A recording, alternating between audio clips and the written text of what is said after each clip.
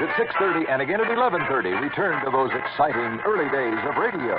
Tuesday night, Lamont Cranston is The Shadow. Wednesday night, Gangbusters. Thursday night, the timeless and thrilling escapades of the Green Hornet. And Friday night, the Lone Ranger rides again. Yes, radio is back, and KRLD's got it. Occasional acid indigestion and heartburn can be more than just acid alone. Often there's trapped gas, too. That's what we call gasid indigestion. Digel is made for gasid indigestion because Digel is different. It does more. Digel reduces excess acid while its patented simethicone gets rid of trapped gas fast. Use only as directed. Digel for gasid indigestion. No plain antacid can do what Digel can. Radio is back, and KRLD's got it.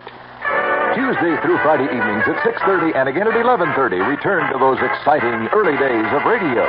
Tuesday night, Lamont Cranston is The Shadow. Wednesday night, Gangbusters. Thursday night, the timeless and thrilling escapades of the Green Hornet. And Friday night, the Lone Ranger rides again. Yes, radio is back, and KRLD's got it. The CBS Radio Mystery Theater presents...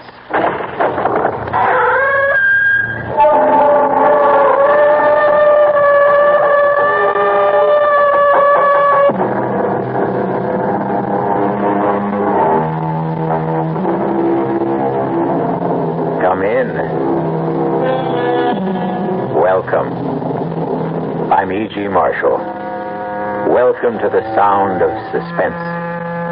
Welcome to the fear you can hear, but mostly to the world of terrifying imagination. The story you're about to hear concerns one of the most unusual killers in the annals of crime. A brutal murderer who carries not one but 4 deadly weapons wherever he goes. A huge monster of a creature weighing hundreds of pounds. But this isn't a horror story. In a way, it's a love story. It's called The Horse That Wasn't for Sale. And now that you've heard the title, you've already guessed the identity of our killer. But that doesn't mean you know what Stargazer is really like. No, you keep away from me here. Get back, Stargazer! Get back, get away! Please, stop it! Please, somebody stop him! Save me!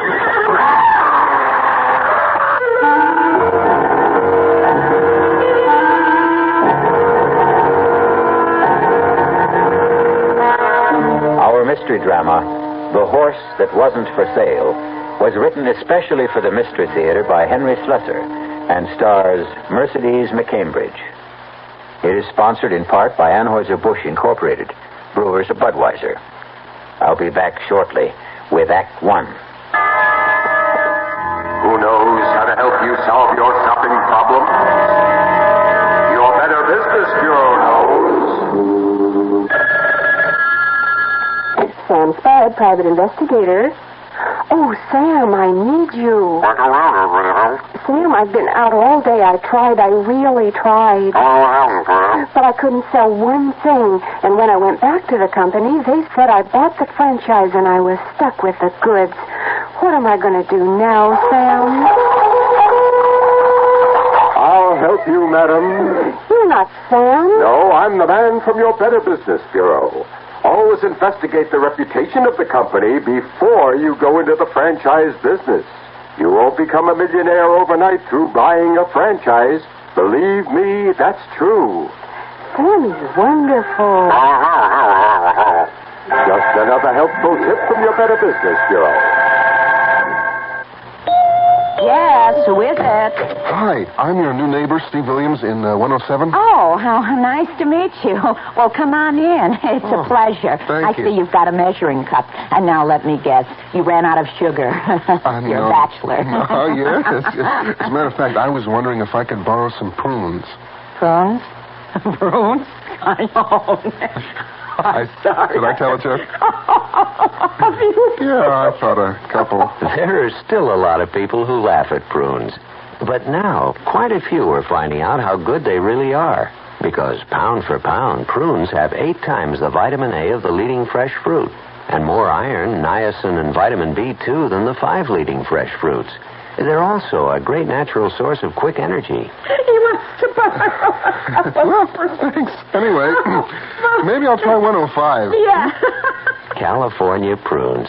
The funny fruit that does so much for you.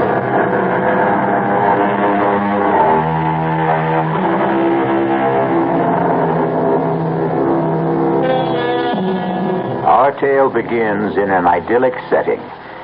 Just picture the gently rolling hills of a horse farm in the early days of autumn. The colors of the trees all red and rust and differing shades of amber. See the ranch house nestled comfortably in the valley. The long row of white stables. But now you may notice something unusual about this farm. The stables are empty. No horses neigh and whinny in the paddocks. The only sound is the tapping of a typewriter.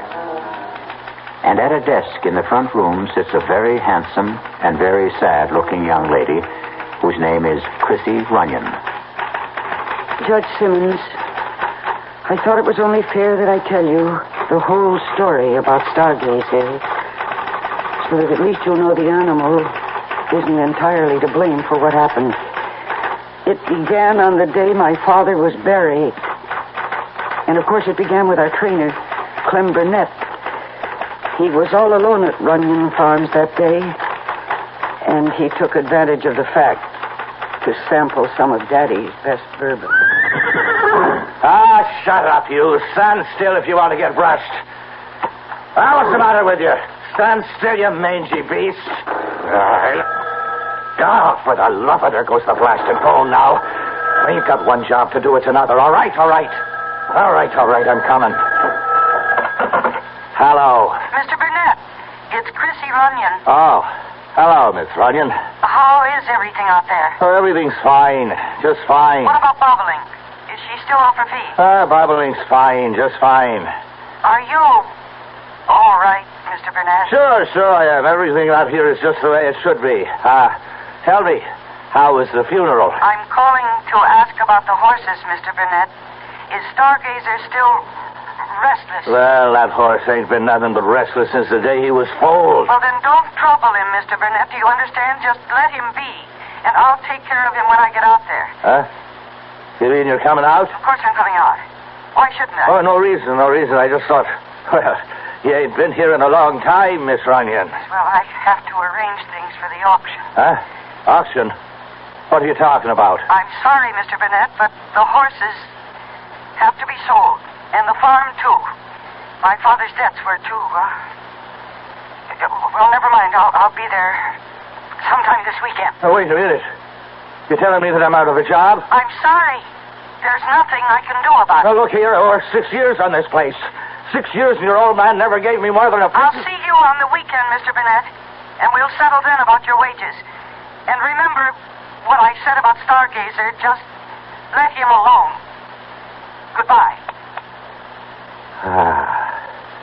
Just like that, huh? Just like that, huh, Miss Snooty? I let him alone, all right. He can starve as far as I'm concerned.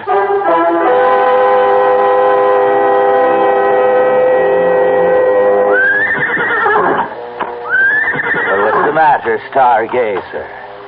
You don't look so happy today. Hungry, maybe, huh? Thirsty? No, there's no use clawing the ground. You just got to wait until she gets here. Miss Chrissy Runyon is the only one you ever cared for, right? Well, you can wait until she gets here and takes care of you, because I won't. Hey, now get down. Get down, Stargazer. Now you stop that. What are you trying to do? Knock down the whole barn? Now stop that. You stop it. All right, if you want a taste of the whip. Now stop it. Stop it, you crazy beast. Get back there. Get back. You kicked me. No. Oh, my God.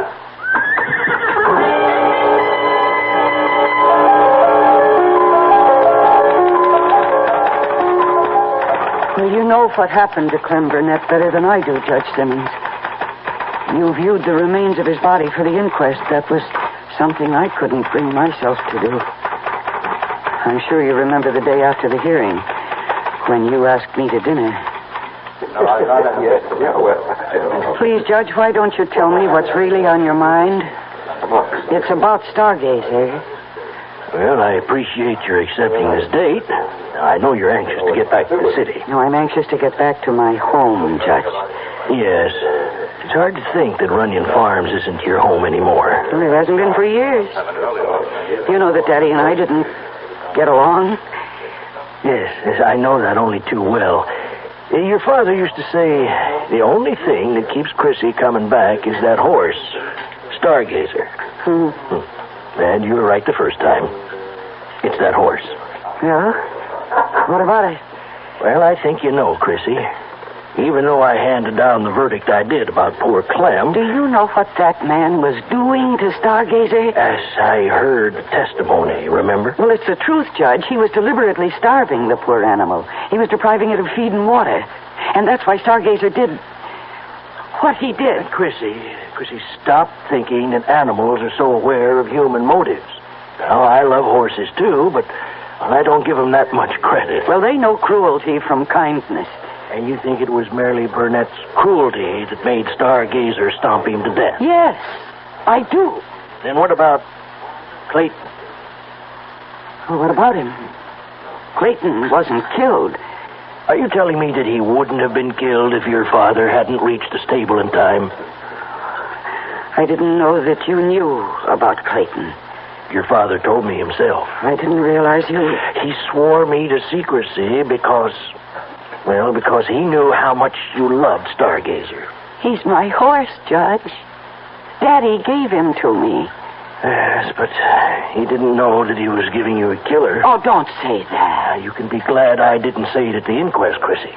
Now, I was tempted to, let me tell you. It was only the fact of you sitting there with those big blue eyes of yours filled with tears that... Oh, I was crying for my father. Yes, of course.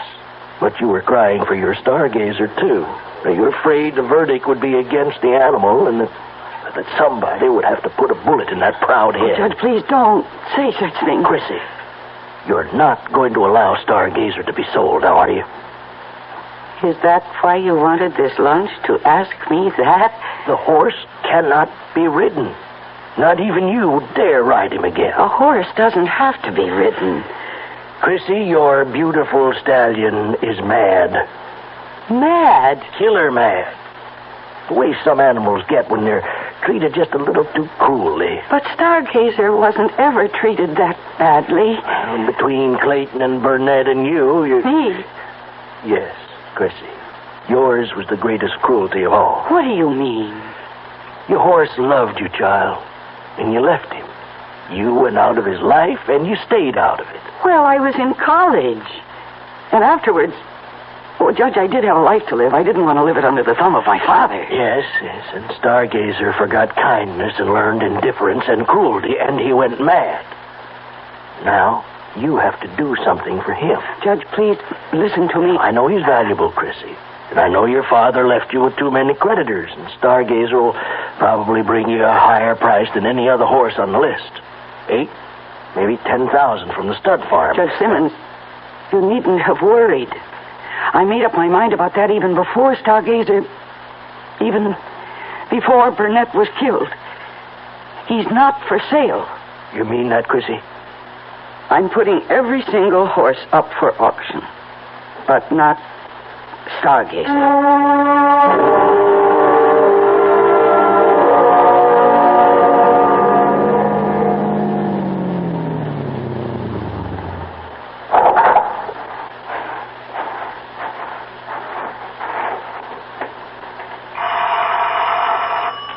Just a moment. Good morning. Oh. Hello. You remember me, don't you? Alan Carlin from Wild Brook Farm? Yes, of course. I remember you, Mr. Carlin. Well, I thought you might have forgotten me. It's been a couple of years since we've seen each other, Miss Runyon. I remember you. In fact, I saw you at the auction. Well, I'm flattered that you noticed me. You bought 3 of my father's horses. Yes, I bought 3. I meant to buy 4. Listen, do you mind if I come in? Oh, please do. I was really shocked when I heard he died. He wasn't a youngster, of course, but just the same. Well, my father was 71. Yeah, but I always figured he was younger, seeing as how he had such a young daughter. But I know it took Will a long time to get around to marrying. He was practically 40 by then, wasn't he? But then, that's how your father was, always putting things off. Including paying his bills, huh? Is that why you're here, perhaps? I beg your pardon. No, I know that you are on my father's list of creditors. Well, but that's not the reason I came to see you. You see, I bought 3 horses at your auction, but I meant to buy 4. The only reason I didn't was because the horse I really wanted wasn't for sale. Huh. You mean Stargazer? I suppose you think I believe those rumors about the animal? Well, I don't. I've been around horses all my life. A good thoroughbred doesn't go crazy overnight. So any compunction you might have about selling him... You're mistaken. Stargazer was kept out of the auction at my request. He's my horse, and I don't want him sold. Well, I attended the inquest, you know. I listened to every word, and I know Burnett mistreated the animal. That's why he got stopped. Mr. Burnett was a fine trainer. Oh, yes, indeed. The point is that I'm willing to take my chances, Miss Runyon. I won't ask you to cut the price because of the horse's reputation. There's no price tag on him. I'm sorry. Miss Runyon, you're still a sporting woman, aren't you? Would you be willing to make a little wager? What? Well, I've ridden horses with reputations 5 times worse than Stargazer's, and I can prove it. Now, if I do, will you talk about a sale? No. Oh, you're your father's daughter, all right. Everybody said Will ought to raise mules that would have been more in character. Now, look, you don't have to worry about me. I was born in a saddle. If anything happens, the responsibility will be all mine. Your responsibility? Do you really think I care what happens to you? Yeah, but nothing will. If you were at that inquest, you know what it means if Stargazer hurts anybody again. They'll destroy him, and they'll have the legal right to put him away, and I won't let that happen. But it won't be that way. It will. There is something wrong with Stargazer. I've known that for a long time. And I think Daddy knew it, too, but he gave him to me thinking that I might win him over with kindness. Well, I failed, you see. And now when he feels that hateful weight on his back, he... Oh, please, go, Mr. Carlin, please. All right, Miss Runyon. I'm just so terribly sorry you won't let me prove you wrong. Oh, dear. I should start my packing. Feels like the whole morning is gone. Oh, no. I hope that man isn't bothering Stargazer. We must be out at the stable. Mr. Carlin, don't. Please don't. Mr. Carlin, don't. Mr. Carlin, stop. Bring him back here. Don't ride him.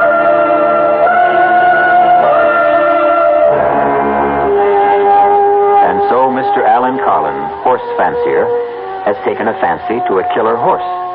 But Mr. Carlin won't admit he can't win Stargazer's heart and perhaps win Stargazer himself. We'll find out what becomes of both of them when I return shortly with Act 2. When you feel like having a cold Budweiser, do you automatically reach for a glass? Well, sure, Bud's a great beer any way you drink it. But without a glass, you're really missing something. Now, take that wonderful Budweiser head of foam, for instance. Those bubbles, tiny though they are, still amount to something pretty special at the top of your glass. Taste appeal and eye appeal. 2 results of exclusive beechwood aging and natural carbonation. It takes a lot longer to brew Budweiser that way, but brewing beer right does make a difference that you can taste.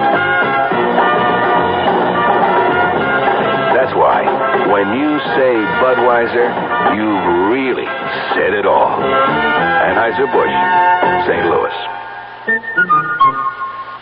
When occasional heartburn or acid indigestion is combined with a gassy, foolish feeling, that's what we call gassed indigestion. Digel is made for gassed indigestion because Digel is different. It does more than plain add acids. Digel reduces excess acid while its patented simethicone gets rid of trapped gas fast. Use only as directed. Digel for gassed indigestion. No plain add acid can do what Digel can. Was I embarrassed? Even though I used an adhesive on my dentures, they still came loose during dinner. And when I had to be... This denture wearer should change to Cushion Grip, a soft, pliable thermoplastic adhesive that even hot or cold liquids can't dissolve. That's why Cushion Grip lasts and holds dentures much longer than ordinary powder, paste, or cream adhesives you often must apply 2 or 3 times daily. For new, long-lasting security, new comfort, change to Cushion Grip.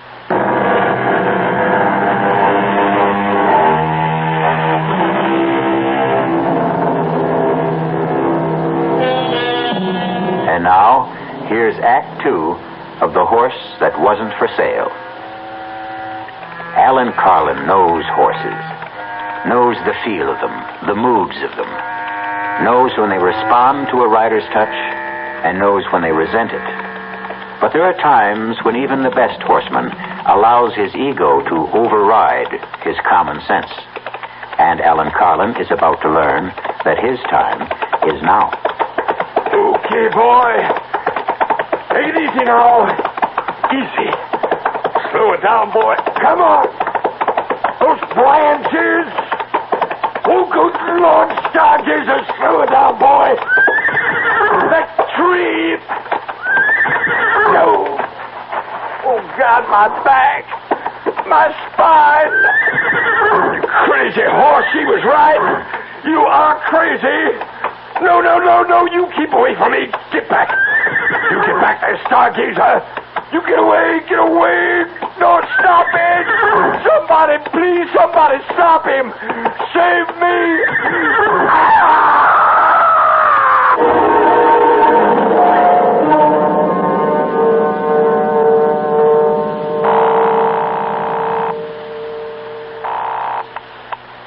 Police department. Hello.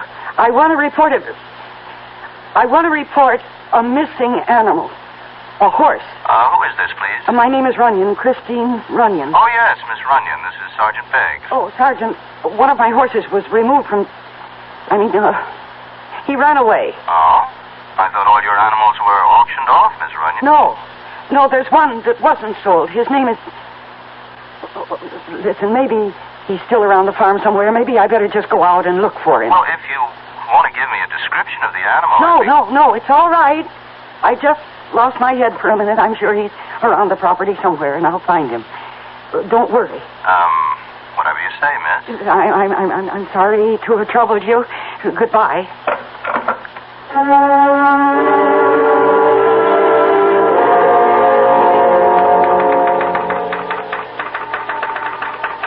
Of course, I knew that Stargazer wasn't around the farm. I knew where Stargazer was. Somewhere near the woods, with Alan Carlin on his back, if he was still safely in the saddle. And I knew that I had to find him.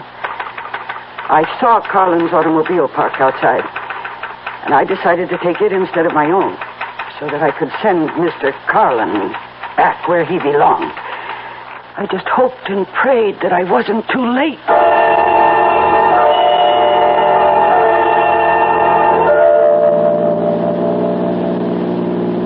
I hated driving. All my life I preferred a saddle to a driver's seat. But I drove Alan Carlin's car like a reckless idiot, taking every curve as if it was a race course. Stargazer must have been traveling swiftly, because there was still no sign of them when the road ended and became a forest trail. Only a horse could travel that pathway. So I stopped the car. I wasn't afraid of the forest. I'd spent half my life on a trail that led into the deepest parts of it. But now, for the first time, I felt afraid of it. Afraid of what it might conceal. And then I heard a sound that froze me in my tracks. Stargazer! Stargazer, where are you? Stargazer! Mr. Carlin! Oh, thank heavens you're all right, Stargazer. You are. Oh, dear God. No! Mr. Carlin, he's been thrown. Oh, I warned you not to do this. He just won't be ridden. Nobody can ride Stargazer, not even me. But you're lucky you weren't... Oh, no. Oh, no, his head. Oh, no. You killed him. He's dead. He's trampled to death. Oh, dear God. How could you let this happen? It isn't right. It isn't right. No, no, no, Stargazer. I'm not angry. Not with you. My poor animal. No, it's his fault. It's all his fault. Oh, damn you, Carlin. Why did you make this happen? Why? No, don't worry. Don't worry, Stargazer. I'm not going to let anything happen to you. That wouldn't be fair. It just wouldn't be. Only what can I do? They'll find out. Somebody will find out. I looked at Carlin's dead body. And I thought, what if I simply left it there? Just left it to yesterday's dead leaves and this year's snow. By the time they found him, Stargazer would be safe with me in Washington. But then I realized that would never work. They'd see the hoof marks on his face. They'd know. That policeman I called would remember, and they'd come for Stargazer, and they'd put a bullet in his head. No, I couldn't leave Alan Carlin there. Not with the story of his death so clearly marked on his face and his body. Well, maybe there was something else I could do. What if I obscured the story of that death? What if I just obliterated it? Yes, that was my answer. Alan Carlin's automobile was only 100 yards away. If I could get him there, I bent down and put my hands under his arms, and I tried to lift him. It was so heavy. Dead weight. How could I drag him to the car? No, it was impossible. I could only move him a few inches along the ground. The slippery leaves beneath his body helped a little, but I just didn't have the strength. And then Stargazer gave me the answer. If I could manage to secure the body to his harness, if I could attach it somehow to the reins, or even to the stirrup. It was horrible, I knew that. But the thought of what might happen to Stargazer was even more horrible, more unbearable. And finally, I managed it. I dragged that man's body out of the woods, using Stargazer as my strength. And I put Alan Carlin into his own automobile. And I started the engine. There was only one logical place to take him. It was the canyon road, of course. I knew how steep that drive was, how dangerous it was. That's why so few cars traveled it. And that was lucky for me, the fact that the road was empty, because it made what I had to do so much easier. It almost seemed like a sign from heaven that what I was doing was right. And then, at the beginning of a steep grade, I stopped the car. And I looked at the edge of the precipice. And then I looked at Alan Carlin's body. And for a moment, my nerve deserted me. But then I put down the parking brake. I shifted the car into drive. And I got out. And I reached below the dashboard and released the handbrake.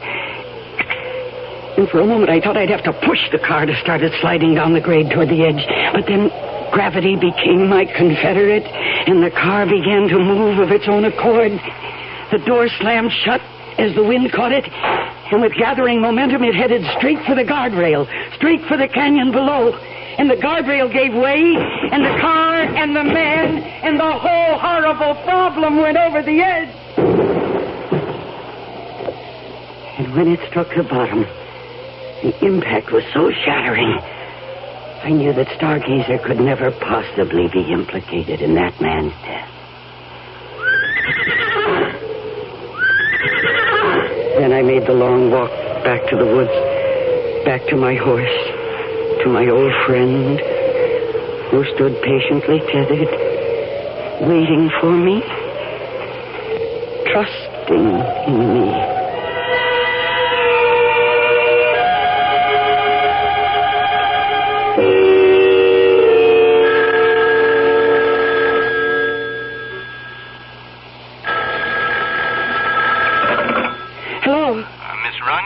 Sergeant Beggs.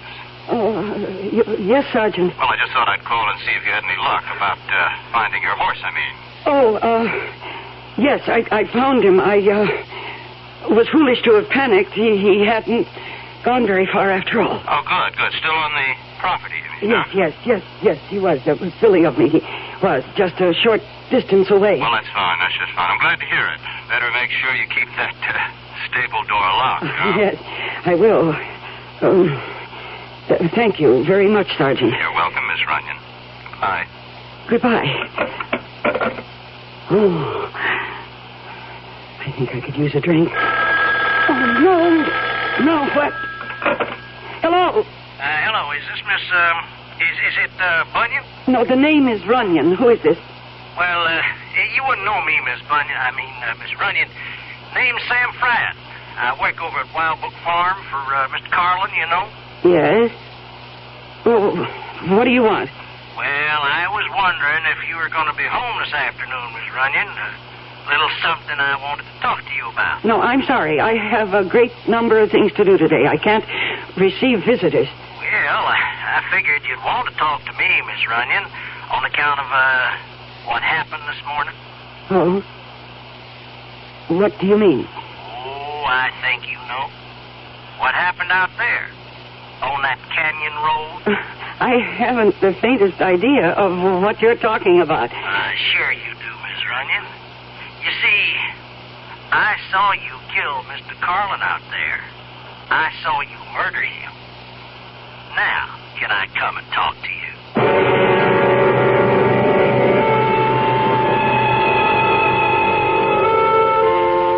There's a famous old saying that we've all become familiar with lately. Oh, what a tangled web we weave when first we practice to deceive. At the moment, it looks as if Chrissy Runyon has woven herself a tangled web, and one in which she herself seems to be caught. But we'll learn exactly how tangled her affairs are when we return shortly with Act 3. And now another tale of the ball and chain. At Kellogg's Special K presents the good, the bad, and the heavy. Why is that cowboy wearing a ball and chain? Because carrying around extra pounds can be just like carrying around a ball and chain. How symbolic. What will it be, senor? Give me the Special K breakfast. Here you go. For a Special K, it's milk, orange juice, and coffee. Say, don't I know you from someplace? You probably don't recognize me with my ball and chain. I used to be 10 pounds lighter, but I'm getting back that way by exercising and eating smart at every meal. Start with this here Special K breakfast. What's so special? It's less than 240 calories, 99% fat-free, and delicious. It's going to help me get rid of this here ball and chain. I bet your horse will be glad to hear that. Another ball and chain. Fight but gust. Your happy ending could begin with the Kellogg's Special K breakfast. That's Kellogg's Special K. That's right. Good night. Omega. It's a little Omega. It's a lot of Omega. It's a lot of little Oldsmobile. Omega. It's a little Omega. It's a lot of Omega. It's a lot of little Oldsmobile. What's nice is that Omega is priced even less than some imports that are a lot smaller. Manufacturer's suggested retail price is $2,883 for the two-door coupe, including dealer new vehicle preparation charge, state and local taxes, destination charges, and optional equipment additional. Not bad for a lot of olds. Omega. Omega. It's a lot of Omega. It's a lot of little Oldsmobile. It's a lot of little Oldsmobile.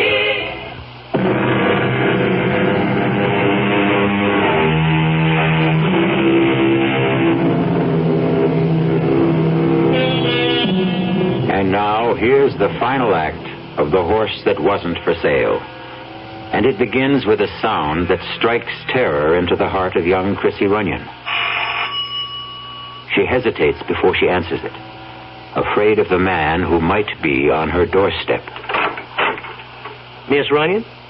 Yes. I'm, Sam Fryatt. Yes. Oh. Come in.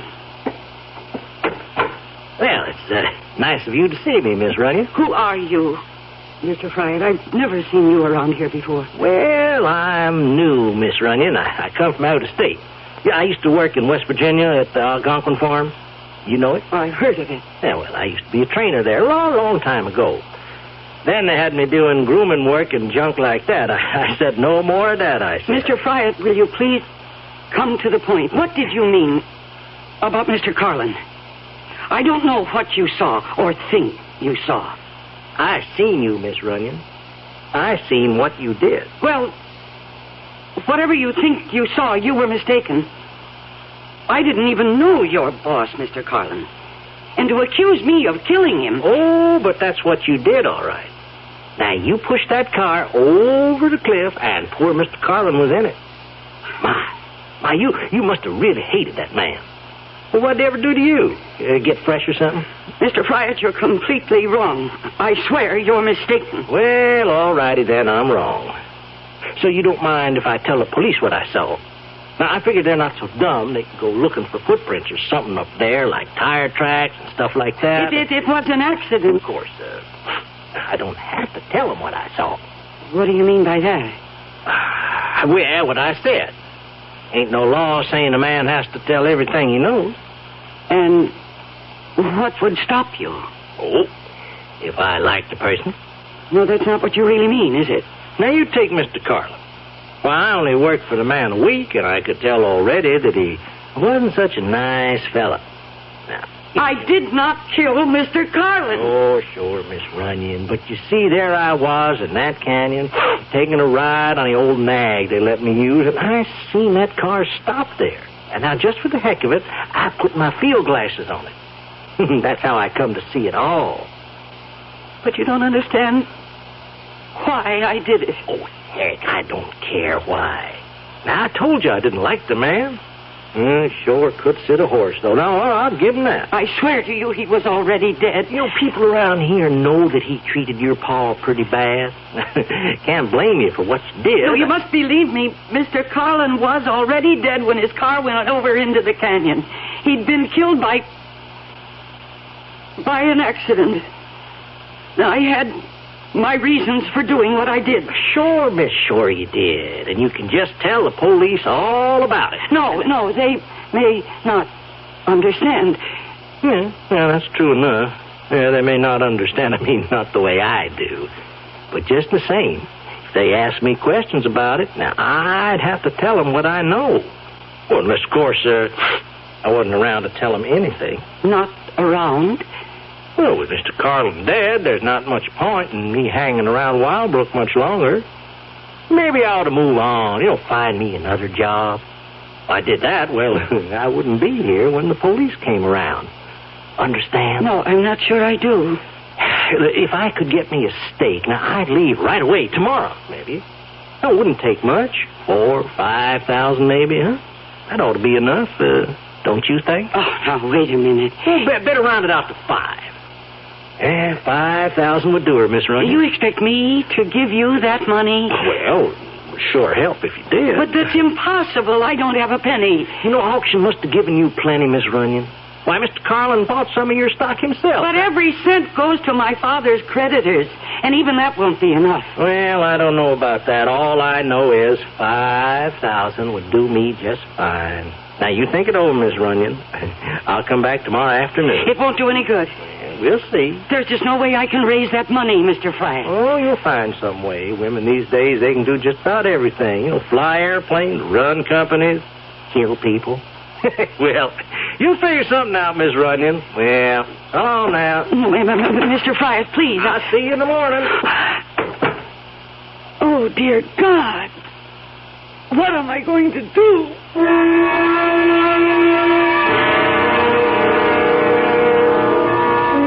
And now, here's news on the local scene. The body of horseman Alan Winslow Carlin has been found in the ravine below Canyon Road. Carlin, the victim of an auto crash that completely demolished his vehicle, had to be identified positively through examination of his dental records due to the condition of the body. An investigation by the State Highway Patrol is underway. Yes. Miss Runyon, my name is Sergeant Beggs. We spoke on the phone earlier today. Oh, yes, Sergeant. Could I please come in?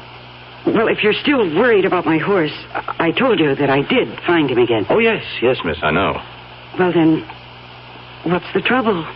Oh, nothing about the horse. It's about your neighbor, as a matter of fact. If I could just come in for a minute, please. Yes, of course. Thank you. I don't know if you know the gentleman. Name of Carlin? Oh, yes, I know who he is. Wildbrook Farm. Yes, that's him. Matter of fact, I understand he bought some of your horses at the auction last week. Yes, he did, but I didn't handle the transaction myself. The auctioneer did all of that. Yes, I understand. Well, then, what was it you wanted to ask me? You haven't been back home for some time, have you? It's close to 2 years. I came here when my father died suddenly. Yes, I know, and so I guess you didn't see Alan Carlin in all that time? No. Why in the world should I? Oh, I was just asking. Oh, Sergeant, I think you'd better tell me what this is all about. Well, I've got something to tell you about Mr. Carlin. He's dead. He died in an auto crash this morning. Yes. I just heard that on the news. Oh, I see. Well, it was pretty bad. He was halfway up the Canyon Road, heading for the Leap. You know where the Leap is? Sergeant, I was born and raised in this part of the country. Oh, yes, of course. Excuse me. Anyway, he went out driving that way, and he must have skidded or something. Car went over the edge, plowed right through the guardrail. Oh, that's terrible. It's such a dangerous road. Oh, yes, it is a dangerous place. I would have thought Mr. Carlin would have had more sense than to take it at high speed or whatever it was he did. Anyway, the car went over, and it was totally demolished, of course, and that's a long way down. Oh, that poor man. I'm terribly sorry about Mr. Carlin. But I really can't take his loss very personally. I hardly knew the man. Uh-huh.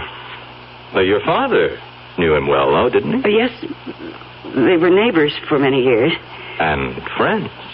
Oh, I suppose so. Only they had some kind of falling out about money, I understand. Well, what does that have to do with all this? Just curious, Miss Runyon. Are you trying to imply something? No, miss, of course not. Why should I do that? Oh, there is just one more thing, though. One more thing. When Mr. Carlin left his place this morning, he told one of his servants that he was coming here to see you. Oh, that's right. He was here. Mm-hmm. What time would that have been? Oh, I don't remember exactly. Around 11, I think. Did he stay very long? No. No more than 10 minutes. I don't see the point of all these questions. Well, you see, we're just trying to understand what happened, Miss Runyon. Mr. Carlin, he was a pretty careful driver. He knew that mountain road as good as anyone else in this part of the country. We were just wondering if he might have been, let's say overtired or drinking too much or depressed, anything like that. How'd he seem to you? I just don't recall. I see. Well, then I guess that's all for now. What do you mean, for now? Oh, the Highway Patrol is investigating the accident, too, and since you were the last person to see Mr. Carlin, they might be talking to you, too, Miss Runyon. Oh. Is that the horse out there? One that got away? Yes. That's my horse. My. That's a fine-looking animal. I guess he's the only one you didn't sell off, huh? That's right, the only one, Sergeant. But, I might not keep him after all.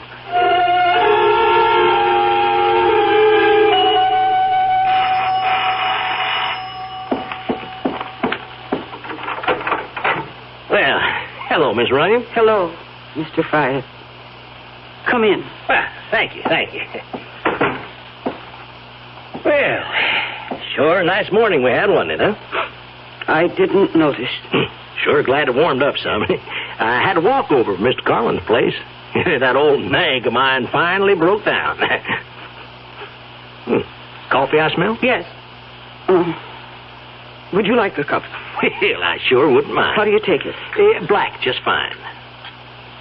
Oh, thank you, miss. That's real nice of you. That's good. Well, now, I understand the police were around yesterday. You don't miss very much, do you, Mr. Fryer? Pays to keep your eyes open, I say. Oh, yes, I'm sure it does. Now, the question is, how much does it pay? Mr. Fryer, I don't have the money you want. Well, that's a real bad piece of news, Miss Runyon. I told you yesterday there's simply no way for me to get my hands on it. The money that came to the estate through the sale of the ranch and its stock went directly into escrow. Now, I wouldn't know about fancy words like that, miss. All I know is the estate has no money. And I have no money of my own. Well, that's really too bad. Because that means I can't leave.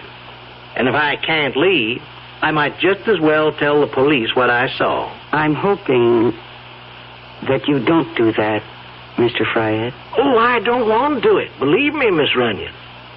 But if there was just something you could give me. I mean, there must be something your pa left you, huh? Man like your daddy wouldn't die and leave his only child nothing at all.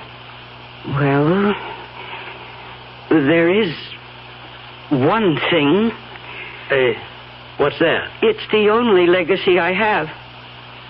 The most valuable thing he owned. Look, out the window. That horse, you mean? Yes. His name is Stargazer. A thoroughbred. A champion. Yeah. Oh, that's some stallion, all right. You said you were a good judge of horseflesh. How much do you think he's worth? Well, I wouldn't know for sure. I've been told he's worth between $8,000 and $10,000. Yeah. Hey, a man would be mighty proud to own a horse like that. Well, he's all yours, Mr. Fryer. What? I'll transfer my ownership to you. Right this minute. Oh, you really mean that? Oh, why, that would be real fine, Miss Runyon. That would be real kind of you to do that. It won't take more than a few minutes for me to prepare the papers. Oh, I'd really appreciate that, Miss Runyon. You know, I'd sure like to take him out for one last ride before the sun goes down. And, of course, that's just what happened, Judge Simmons. Sam Fryer took Stargazer out for his very last ride.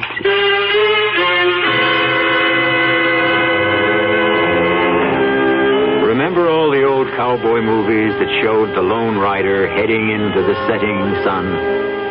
Well, you can picture old Sam Fryer doing exactly that. Only when the words that say "the end" appear on the screen, you can also be sure they mean the end of old Sam Fryer. I'll be back shortly. Poverty to me is not just a lack of money. Poverty is a lack of power. We want to try to see whether it's possible to live in the city. Whether or not it's possible to share life, on a city street. The give and take of city living is what you might call it. Whether or not we could bring people together to begin to work together and confront the problems that are all our problems. I think really that the problems that people face in life can be solved. You don't need someone from outside to do it. And you really don't need a great deal of money to do it. What you do need is a lot of people who recognize that they have the ability to do something about the problem. Not by themselves, maybe, but working together and sharing their talents and their ideas. Together they can confront the problems and overcome them. That's what the Campaign for Human Development is all about. Campaign for Human Development, United States Catholic Conference.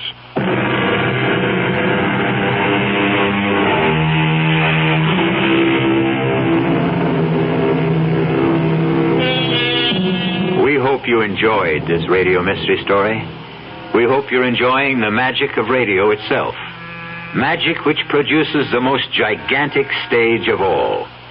A stage large enough for one galloping horse or an entire herd of galloping horses. This is E.G. Marshall asking you to tune in. Will someone please head those horses off at the pass? Our cast included Mercedes McCambridge, Arnold Moss, William Redfield, and Earl Hammond. The entire production was under the direction of Hyman Brown. Now, a preview of our next tale. They'll never be satisfied. If we got him out of the country. What's to keep him from coming back when he's broke or even threatening us from abroad? I gave him $1,000 in cash only a few days ago.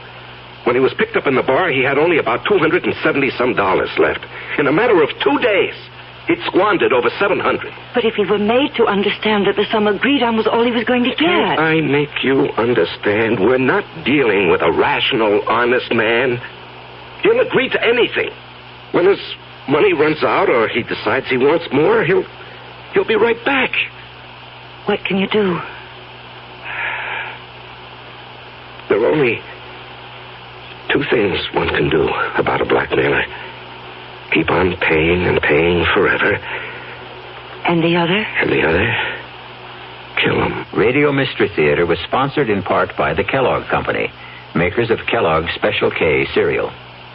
This is E.G. Marshall inviting you to return to our Mystery Theater for another adventure in the macabre. Until next time, pleasant dreams.